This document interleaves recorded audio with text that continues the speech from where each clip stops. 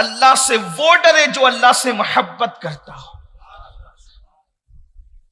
پہلے تو اللہ سے کس تصور سے ڈرنا چاہیے اس پر تھوڑی سی گفتگو کرنا چاہتے ہیں۔ صوفیہ فرماتے ہیں انسان تو سانپ سے بھی ڈرتا ہے، انسان تو دشمن سے بھی ڈرتا ہے، تو اللہ سے ڈر اور خوف کا مطلب کیا ہے؟ انسان سانپ سے بھی ڈرتا، دشمن سے بھی ڈرتا، اور انسان اپنے باپ سے بھی ڈرتا۔ کیا فرق ہے؟ سانپ سے ڈرنے میں اور باپ سے ڈرنے میں کیا فرق ہے؟ سانپ کے ایذا پہنچانے کا اور اس کے موذی ہونے کا انسان کو یقین ہے، اس لیے وہ سانپ سے ڈرتا ہے۔ دشمن کے ایذا پہنچانے کا اور اس کے موذی ہونے کا انسان کو یقین ہے، اس لیے دشمن سے ڈرتا ہے۔ لیکن باپ سے کیوں ڈرتا ہے؟ باپ سے اس لیے ڈرتا ہے کہ اس سے پیار ہے، کوئی ایسی غلطی نہ ہو جائے جس سے میرا قبلہ و کعبہ ناراض ہو جائے۔ بلا تمثیل وہ اللہ جو اپنے بندوں سے 70 ماؤں سے زیادہ پیار کرتا ہے، کروڑوں ماؤں سے زیادہ پیار کرتا ہے۔ میں تو ماؤں کی حد ہی نہیں رکھتا، اس کی وجہ یہ ہے جب اس کے علم کی کوئی حد نہیں ہے، اس کی شان کی کوئی حد نہیں ہے، تو پھر اس کی محبتوں کو حد میں کیسے باندھا جا سکتا ہے؟ جہاں ساری حدیں ختم ہو جائیں اس کی محبتیں ہیں۔ وہ اپنے بندوں سے پیار کرتا ہے، محبت کرتا ہے۔ آپ اندازہ فرمائے کروڑوں ماؤں سے زیادہ پیار کرتا ہے، تو پھر ہم اللہ رب العزت سے کیوں ڈرے؟ اللہ سے ڈرنے کی وجہ کیا ہے؟ وجہ یہ ہے کہ ہم اس سے محبت کرتے ہیں، اور محبت میں اس لیے ڈرتے ہیں کہ ایسا کوئی کام نہ ہو جائے کہ یار ناراض ہو جائے۔ صوفیہ فرماتے ہیں ہزاروں عذاب کی تکلیفیں ایک طرف ہے، لیکن اصل میں یار کی ناراضگی کی تکلیف ایک طرف ہے۔ اللہ رب العزت نے جن کو عذاب سے محفوظ فرما لیا ہے، اللہ نے جن کو عذاب سے محفوظ کر لیا ہے، وہ لوگ کیوں ڈرتے تھے اللہ سے؟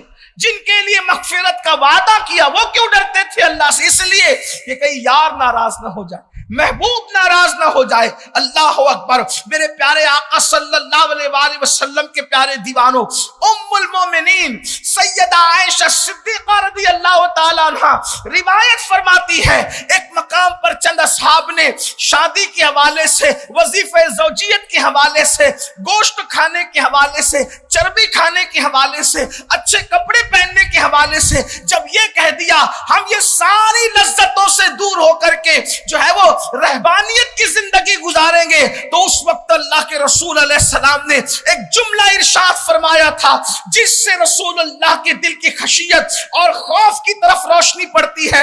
اللہ کے رسول نے ارشاد فرمایا کیا تم مجھ سے زیادہ اللہ سے ڈرنے والے ہو؟ اللہ کے رسول فرماتے ہیں کیا تم مجھ سے زیادہ اللہ سے ڈرنے والے ہو؟